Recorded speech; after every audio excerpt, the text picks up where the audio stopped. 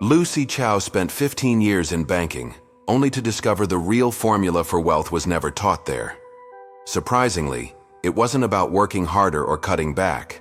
The real question is, why isn't anyone talking about this? We're told earning more and spending less equals riches. But what if that's a lie? What if financial stagnation isn't about income, but a deeply ingrained mindset? Lucy had a great job, a degree, a plan. Yet wealth felt impossibly distant. She was thrifty, cautious, and that was the problem. Many believe finding the right job, earning more, and waiting for things to magically fall into place is the key. But Lucy's story begins where most financial advice ends. Raised in a household of financial sacrifice, where money was scarce and dreams were secondary to survival, even with a bigger paycheck, the fear of loss overshadowed the desire for growth. This isn't about investments, business, or finance. It's about something deeper. A formula most people never learn because they were never taught it. Lucy didn't find it in books, but in a moment of conflict, a pivotal decision that reshaped her relationship with money. But first, let's talk about the silent saboteur holding millions of smart, hardworking people back. Lucy's journey didn't begin in the financial world, but in a small, working-class Canadian home where money was respected, feared, and never wasted. Her father held down 3 jobs for stability, not freedom. College was mandatory. Dreams, especially expensive ones, were negotiable. Acting, impossible. Finance, not even in their vocabulary. The message was clear: get a job, don't complain, and save everything. And so she did. Her first post-college job was telemarketing, a brutal, humbling course in rejection and resilience. Eventually, Lucy landed in investment banking, surrounded by massive capital flows and power suits. The irony?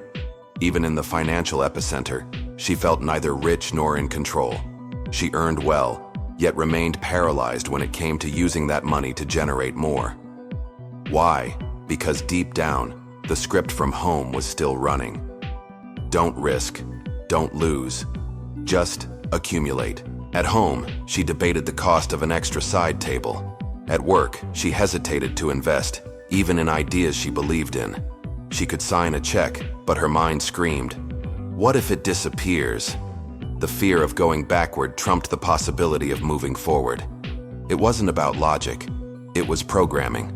A financial trauma passed down through whispers, compromises, and silent sacrifices. And like most people, she didn't realize it was still running her life until much later. You might recognize that voice in yourself. You may have forgone experiences, ignored opportunities, or delayed choices, not because they weren't smart, but because something inside whispered, you can't afford to lose. This is the invisible inheritance many of us carry, and Lucy carried it until she began to unlearn it. But to understand how, we need to expose the silent trap that snares almost everyone raised with caution. There's a trap that rewards you in the short term, earns you family praise, and even looks like financial maturity until you realize it's keeping you broke. It's called playing defense. Lucy did everything right. She diligently saved, avoided debt, and never splurged. That's what she was taught. That's what most people learn. But here's the rub. Saving without a strategy isn't wealth building, it's just accumulation. And accumulation is rooted in fear. That fear wears a mask. It looks like prudence. It looks like responsibility, but in reality, it paralyzes action. Lucy wasn't lazy. She was terrified of losing, so she kept her money parked in low-yield accounts, never working for her, never multiplying. And she's not alone. According to the Federal Reserve, over 50% of Americans don't invest in the stock market, and a large portion keep their savings in traditional bank accounts, earning less than inflation. Not because they don't know about investing, but because they've been conditioned to avoid risk at all costs. The irony? In a world where inflation silently erodes value, inaction becomes a form of loss. You think you're protecting your money, but you're letting it slowly, silently diminish. And the longer you wait, the wider the gap grows between those who took calculated risks and those who clung to false security. Lucy's wake-up call didn't come from a crisis, but from clarity. realizing that financial safety was costing her far more than any failed investment ever could. This is the part they don't teach in school. You can master spreadsheets, earn a six-figure salary, and still be broke, mentally and materially, if your default setting is always preserve, never deploy. Lucy wasn't failing. She was following an outdated script, and to break it, she needed a new principle. Not a trick, not a shortcut. A shift in how she viewed money itself. Money isn't just a tool, it's a mirror. It reflects what you believe about risk, control, and possibility. For Lucy, the real transformation didn't happen when she earned more. It began when she stopped treating money like a life raft and started treating it like a teammate. That shift, from accumulation to deployment, wasn't easy, but it changed everything. She started by challenging the story she grew up with. That saving equals security, investing equals gambling, and money should stay quiet, untouched, in case disaster strikes. The truth? Stagnant money rots. Inflation doesn't ask permission, it simply consumes. Lucy realized she needed to make her money move, not recklessly, but strategically. And that's when she discovered angel investing. Not through a corporate mandate, but through curiosity, through discomfort. Angel investing isn't just about picking startups. It's about trusting your ability to assess people and potential. Lucy didn't start big, she started small.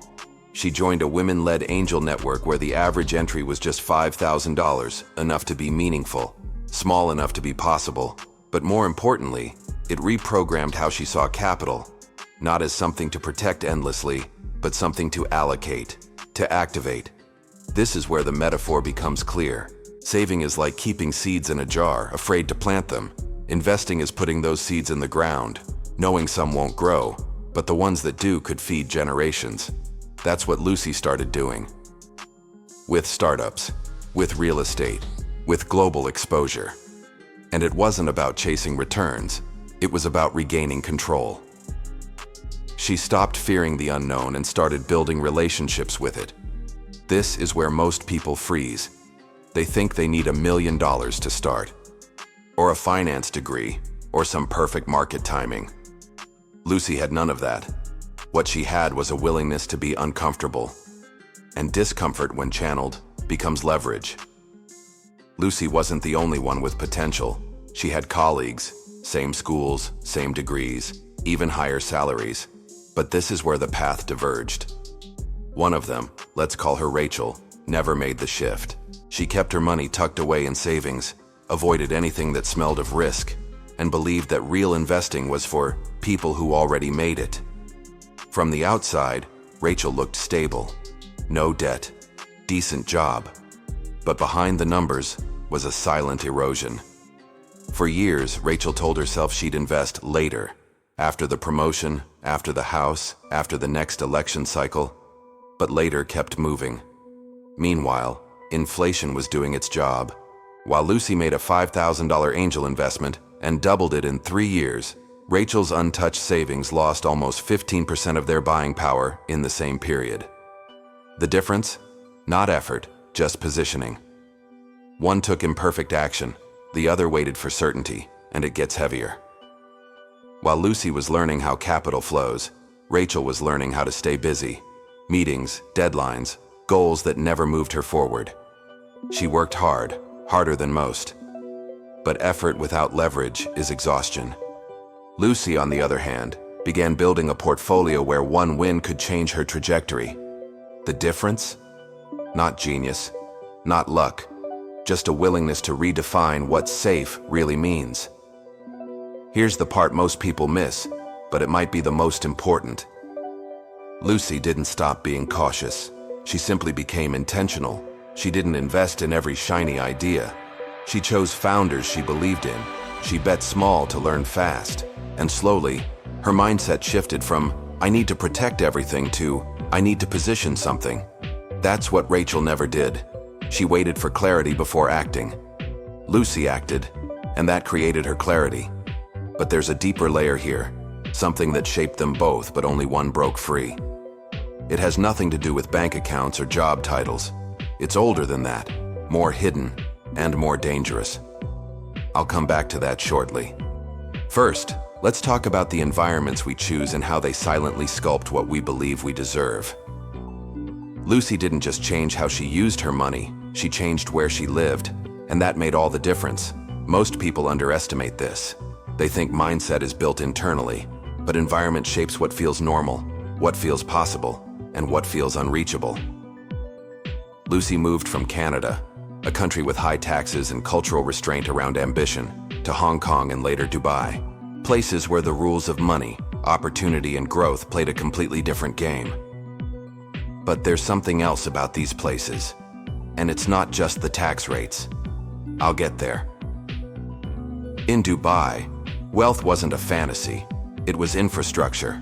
It was a vision you could walk through, a skyline built from sand in just 3 decades. In a place like that, people don't just work, they build.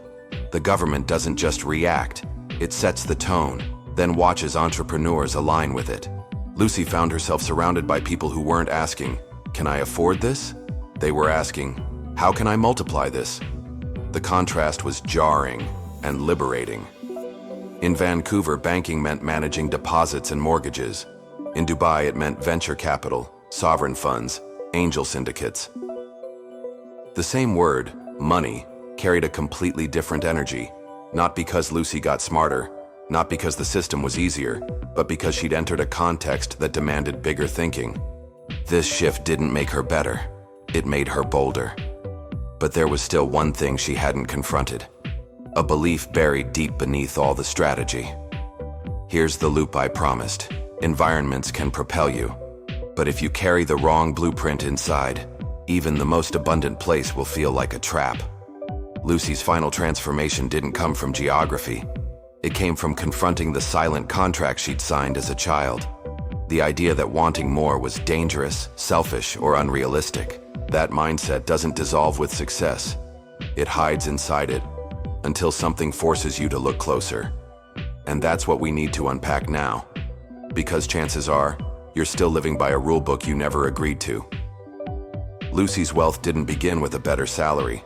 It began the day she questioned the blueprint she didn't even know she was following. That's the part most people skip.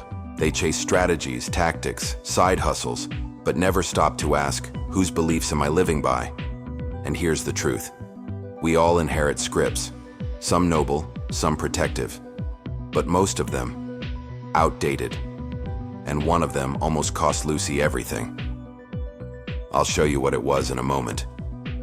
Growing up, Lucy learned that money was earned through sacrifice, that financial comfort was rare, and that wanting more made her ungrateful. Her parents weren't wrong. They were survivors. But survival skills don't always translate to wealth building. In fact, they often do the opposite. They create patterns of guilt, hesitation, and fear, masked as humility.